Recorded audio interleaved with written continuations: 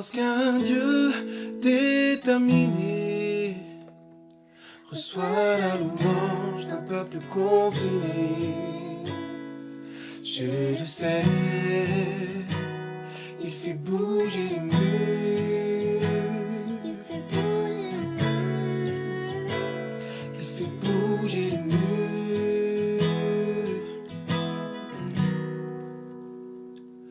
Lorsqu'un Dieu déterminé entend le cri d'un peuple confiné, je le sais, il fait bouger les murs, Il fait bouger le mur. il fait bouger les murs.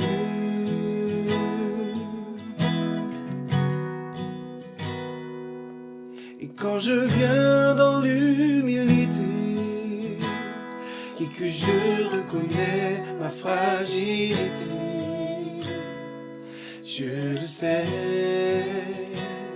il fait bouger les murs. Oh, il fait bouger les murs. Oh, oh. Il fait bouger les murs. Il fait bouger le mur. Il fait bouger les murs.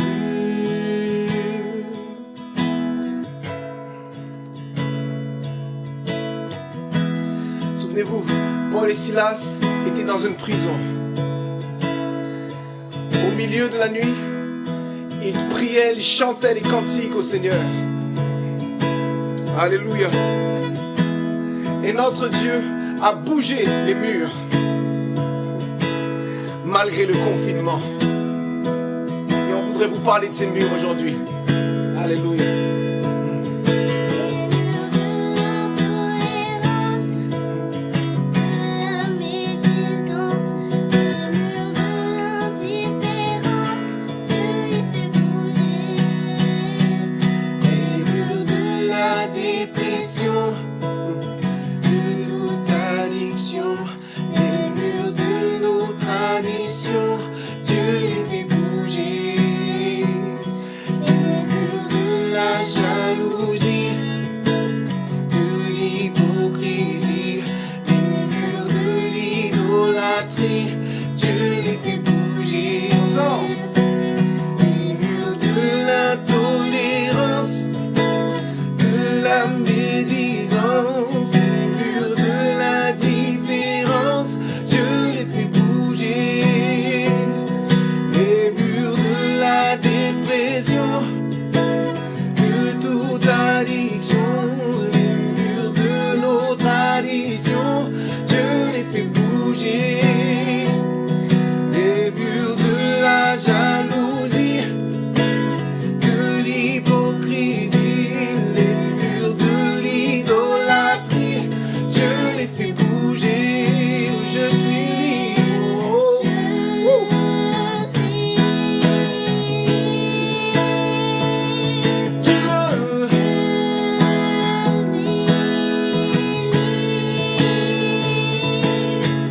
Je suis libre. Dis-le. Je suis libre. Affecté au nom. Dis-le. Je suis libre. Dis-le. Je suis libre. Dis-le encore. Je suis libre. Dernière fois. Je suis libre. Lorsqu'un Dieu déterminé reçoit la louange d'un peuple confiné, je le sais, il fait bouger les murs. Il fait bouger. Vas-y.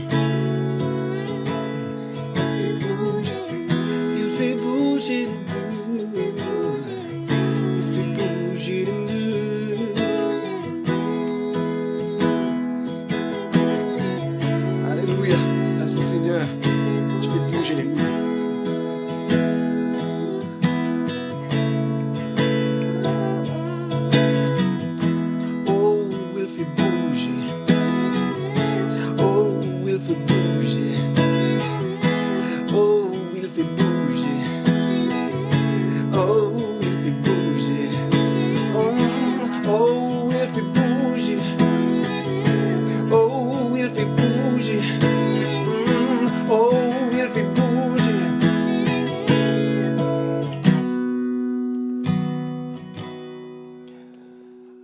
Et lorsqu'un Dieu déterminé reçoit la louange d'un peuple confiné, je le sais, il fait bouger les murs. Alléluia. C'est parti mon frère, je vous laisse la place. Oui, bonjour à tous. Nous sommes réunis ensemble pour ce culte particulier puisqu'on préférerait tous être physiquement réunis. Mais comme notre serviteur Dimitri est parti dans sa famille, nous nous retrouvons tous ensemble pour partager la parole de Dieu. C'est toujours une joie de nous retrouver. Bonjour à tous et que le Seigneur vous bénisse. Avant de commencer ce culte, je vous propose de prier le Seigneur afin qu'il nous bénisse et qu'il nous ouvre les yeux. Oui Seigneur, nous te bénissons notre Père parce que tu es notre Dieu et tu nous as donné Jésus pour le salut de notre âme. Nous voulons ce matin te bénir, te louer, t'adorer, te remercier Seigneur. Bénis chacun d'entre nous, même si nous ne sommes pas ensemble, Seigneur, nous savons que ton esprit est là au milieu de nous et que ce matin encore tu vas nous faire du bien. Oh, merci, oui, de ton immense amour. Merci de visiter chacun de nos cœurs. Ouvre nos cœurs, Seigneur, parce que tu vas encore nous faire du bien ce matin par ta parole. Bénis chacun d'entre nous, Seigneur, et à toi la louange et la gloire, Jésus. Amen. Voilà, on prépare tous Noël d'une manière différente, puisque nous sommes bientôt à Noël. Nous avons tous des attentes et des états d'esprit fort différents. Pour certains, sans même penser à la naissance de Jésus. Essayons de comprendre comment Dieu envisage Noël. Alors, pour comprendre ce que c'est Noël pour Dieu, nous allons lire dans Luc, chapitre 1, de 67 à 79. Vous connaissez ce passage, c'est le cantique de Zacharie. Zacharie, son père, fut rempli du Saint-Esprit et il prophétisa en ces mots. Béni soit le Seigneur, le Dieu d'Israël, de ce qu'il a visité et racheté son peuple et nous a suscité un puissant sauveur dans la maison de David, son serviteur, comme il l'avait annoncé par la bouche de ses saints prophètes des temps anciens. Un sauveur qui nous délivre de nos ennemis et de la main de tous ceux qui nous haïssent. C'est ainsi qu'il manifeste sa miséricorde envers nos pères et se souvient de sa sainte alliance selon le serment par lequel il avait juré à Abraham, notre Père, de nous permettre, après que nous serions délivrés de la main de nos ennemis, de le servir sans crainte, en marchant devant lui dans la sainteté et dans la justice tous les jours de notre vie. Et toi, petit enfant, tu seras appelé prophète du Très-Haut, il parle de son fils, car tu marcheras devant la face du Seigneur pour préparer ses voies, afin de donner à son peuple la connaissance du salut par le pardon des péchés, grâce aux entrailles de la miséricorde de notre Dieu, en vertu de laquelle le soleil levant nous a visités d'en haut, pour éclairer ceux qui sont assis dans les ténèbres et dans l'ombre de la mort, pour diriger nos pas dans le chemin de la paix. Voilà, le titre de mon message, c'est « Un puissant sauveur ». Nous devons tous vraiment réaliser que nous avons un puissant sauveur. Ces paroles sont prononcées par Zacharie juste après la naissance de son fils, Jean le Baptiste, mais avant la naissance de Jésus. À ce moment-là, Jésus n'est pas encore né. Et pourtant, Dieu, par la bouche de Zacharie, nous annonce que Dieu nous envoie un puissant sauveur. Zacharie ne parle pas de l'enfant Jésus, mais d'un puissant sauveur. En cette période des fêtes de Noël, il y a comme une contradiction entre les pensées des hommes et celles de Dieu. Les hommes pensent bien que Noël est la venue de l'enfant Jésus, un petit enfant fragile, inoffensif, dont on peut se passer, que l'on peut oublier, ne pas tenir compte, ignorer son message, ignorer sa venue. Les préoccupations principales de beaucoup d'hommes sont de faire la fête, de s'offrir des cadeaux, en oubliant les intentions profondes de Dieu, nous donner un puissant sauveur pour le pardon de nos péchés. Dieu nous dit aujourd'hui, à cause de vos péchés, vous êtes perdus, condamnés, vous avez besoin d'un sauveur. L'avez-vous reçu? La Bible nous dit que tous les hommes ont péché et sont privés de la gloire de Dieu. Nous avons tous besoin d'un puissant sauveur, sinon nous sommes perdus. Dans ce texte que nous venons de lire, il y a 3 raisons qui nous prouvent que Jésus est le puissant sauveur. Et c'est ce que nous allons voir en 3 parties. La première partie, c'est un puissant sauveur annoncé d'avance par sa parole. C'est le verset 70. Deuxièmement, un puissant sauveur pour le pardon de nos péchés. C'est le verset 77. Et troisièmement, un puissant sauveur en miséricorde. C'est le verset 72 et 78. Donc, première partie, un puissant sauveur annoncé d'avance par la bouche de ses prophètes et des temps anciens. Bien avant sa naissance, Jésus est présent dans la Bible depuis la Genèse jusque dans l'Apocalypse. Et bien plus encore, dans Colossiens de 1 à 15, 17, nous lisons qu'il est l'image du Dieu invisible, le premier de toute la création, car en lui ont été créées toutes les choses qui sont dans les cieux et sur la terre, les visibles, les invisibles, trône, dignité, domination, autorité. Tout a été créé par lui et pour lui. Il existait donc bien avant la création de la terre et des hommes. Passage magnifique, extraordinaire. On est loin d'un petit enfant inoffensif dans une crèche. Je ne peux pas citer tous les passages où Jésus est annoncé dans toute la Bible, mais juste un seul dans le livre d'Ésaïe 53, bien connu, au verset 3. Homme de douleur et habitué à la souffrance, semblable à celui dont on détourne le visage. Nous l'avons dédaigné, nous n'avons fait de lui aucun cas. Cependant, ce sont nos souffrances qu'il a portées, c'est de nos douleurs qu'il s'est chargé. Et nous l'avons considéré comme puni, frappé de Dieu et humilié. Mais il était blessé pour nos péchés, brisé pour nos iniquités. Le châtiment qui nous donne la paix est tombé sur lui, et c'est par ses meurtrissures que nous sommes guéris. Puisqu'il a supporté le châtiment qui nous revenait, nous devons prendre conscience que sans lui, nous sommes perdus pour l'éternité. Jésus est le plus grand des prophètes, puisqu'il est la parole faite chair, et qu'il nous a annoncé la vérité dans la charité.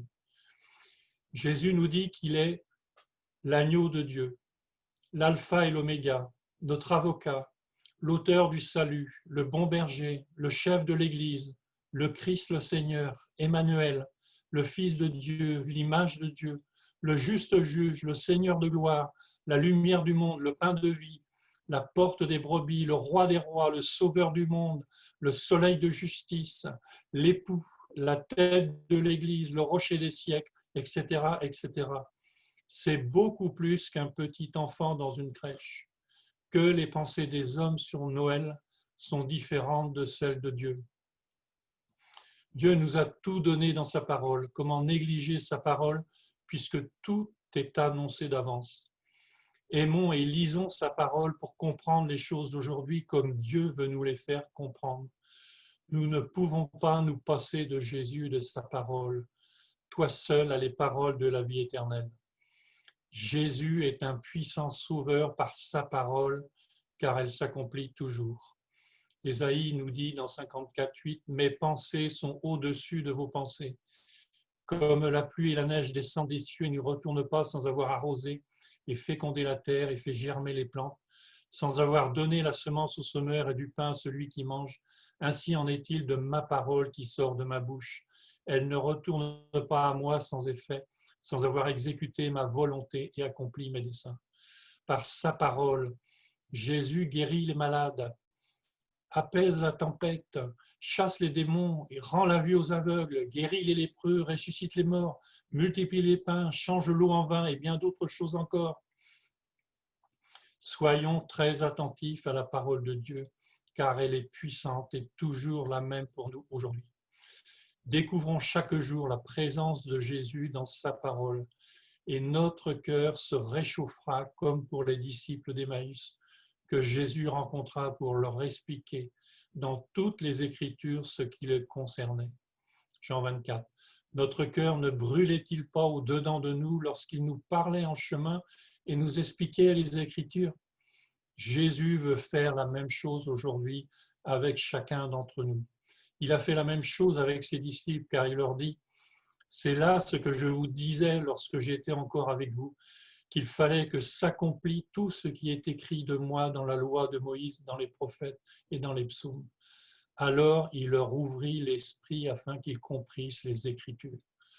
Demandons au Seigneur de nous ouvrir l'esprit afin de comprendre les Écritures comme lui les comprend. C'est un merveilleux cadeau qui réjouira notre cœur et nous gardera dans la foi. Le deuxième chapitre, c'est un puissant sauveur pour le pardon de nos péchés. La question est comment être sauvé? Comment recevoir le pardon des péchés? Il faut d'abord affirmer une vérité biblique que les Juifs connaissaient très bien. Dieu seul a le pouvoir de pardonner les péchés. Christ est mort pour nos péchés. Matthieu 9,6. Or, afin que vous sachiez que le Fils de l'homme a sur la terre le pouvoir de pardonner les péchés. Lève-toi, dit-il au paralytique, prends ton lit et va dans ta maison. La Bible nous dit qu'il n'y a aucune autre créature terrestre ou céleste qui peut pardonner nos péchés.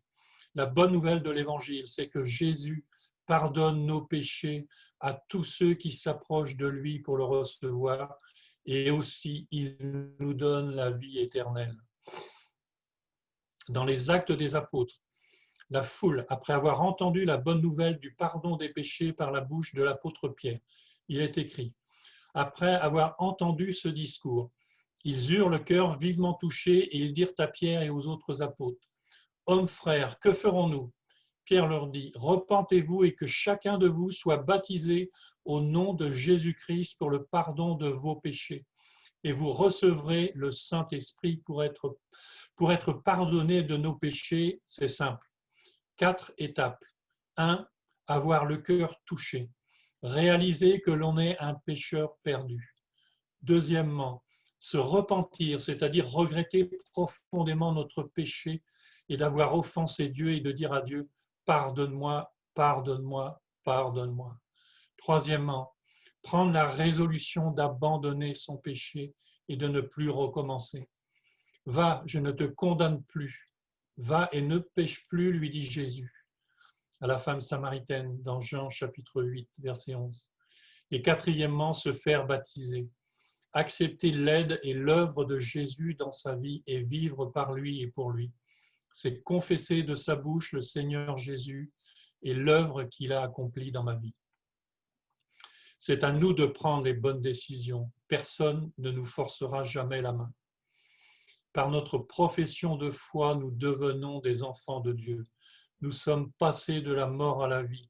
Jésus inscrit notre nom dans son livre de vie et nous devenons des héritiers, membres du royaume de Dieu. Quelle merveilleuse destinée! Nous avons bien un puissant sauveur.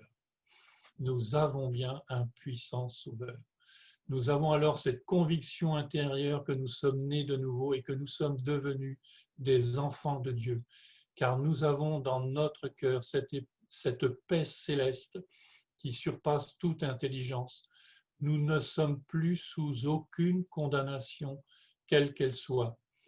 C'est lui qui a payé le prix de notre rachat, sachant que ce n'est pas avec des choses périssables, par de l'argent ou de l'or que vous avez été rachetés de la vaine manière de vivre que vous avez hérité de vos pères, mais par le sang précieux de Christ. Amen. La troisième partie, la dernière partie, c'est un puissant sauveur en miséricorde. Zacharie nous parle de la miséricorde de Dieu. La grande miséricorde de notre Père se trouve dans ce verset que vous connaissez. Car Dieu a tant aimé le monde qu'il a donné son Fils unique, afin que quiconque croit en lui ne périsse pas, mais qu'il ait la vie éternelle. Jean 3,16. Mais également, Dieu prouve son amour envers nous, en ce que lorsque nous étions encore des pécheurs, Christ est mort pour nous. Réalisons que nous étions des condamnés à mort et que nous avons été graciés par Christ, qui a subi la mort à notre place. Nous lui devons une pleine reconnaissance. Nous lui devons tout notre amour, tout notre être entier, esprit, âme et corps, pour l'adorer et le servir de tout notre cœur. Étant au bénéfice de sa miséricorde, il nous demande de faire de même, d'exercer nous aussi la miséricorde envers tous.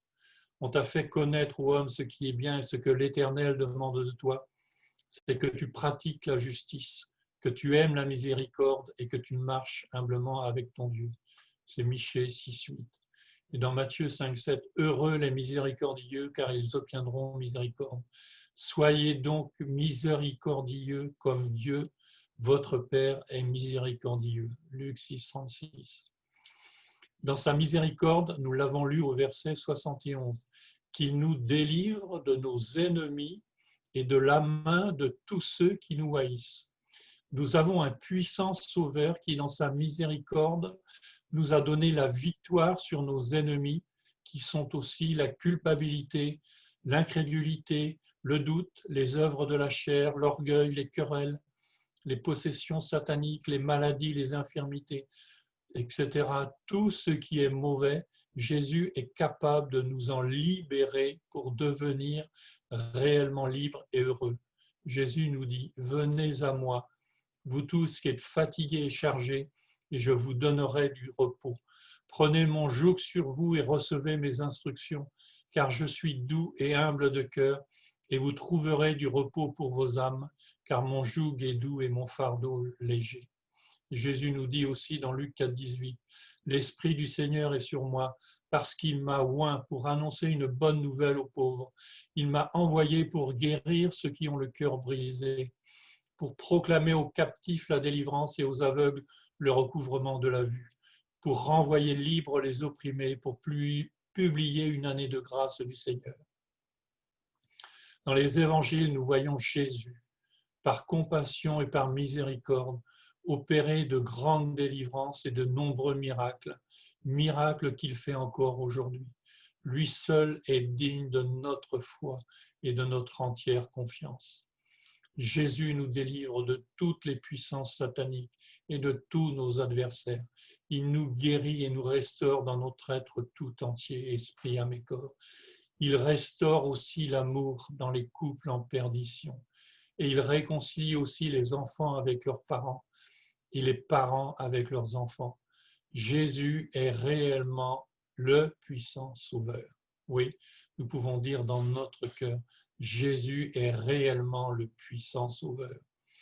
Dans sa grande miséricorde, et Dieu nous parle des entrailles de miséricorde, Dieu est notre Père pour nous donner son pardon, sa paix, sa joie, sa délivrance, sa guérison dans tous les domaines de notre vie, la sécurité du salut, la vie éternelle, l'enlèvement de l'Église, sa fidélité, son pardon quotidien, son immense amour de Père, un héritage dans les cieux, sa présence et son soutien de chaque jour.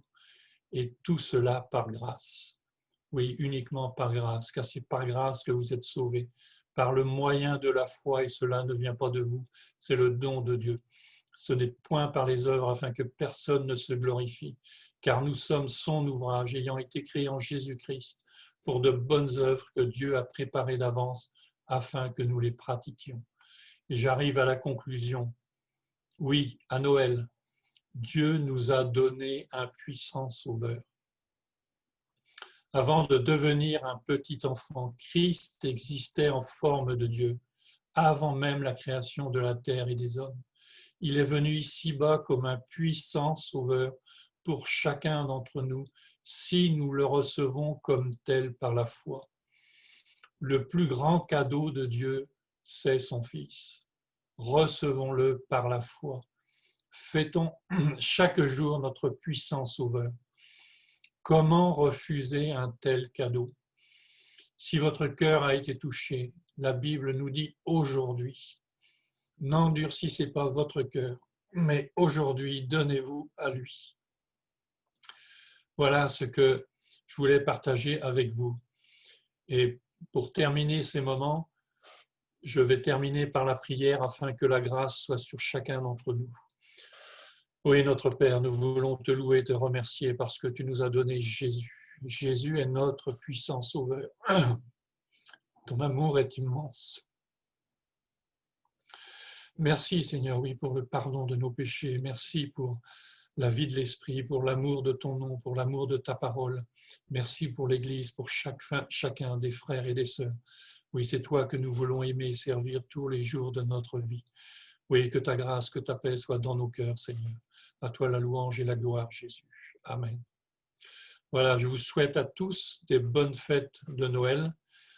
Passez un bon réveillon, passez des bons repas, des bons moments avec vos enfants, vos petits-enfants, votre famille. Voilà, que la paix du Seigneur soit avec vous et votre partage. Voilà, bonne semaine et je vous dis à dimanche prochain.